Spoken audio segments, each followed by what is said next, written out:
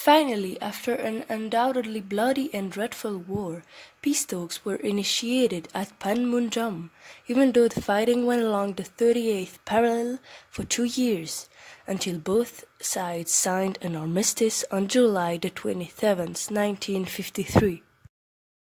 This document is not to be confounded with the peace treaty.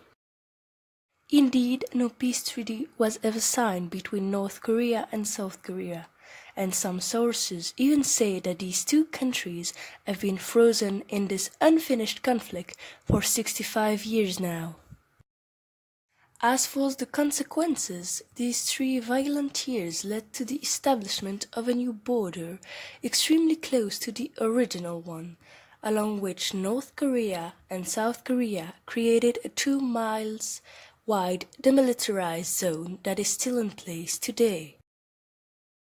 The Korean War left these two hostile states weakened on various levels. Since the economy was near exhaustion, the disheartened population had lost their pride, and the infrastructures were utterly ravaged. Moreover, this period of warfare naturally caused many deaths on both sides. The total number of fatalities reached 5 million, with the majority of Korean and Chinese casualties totaling hundreds of thousands of dead.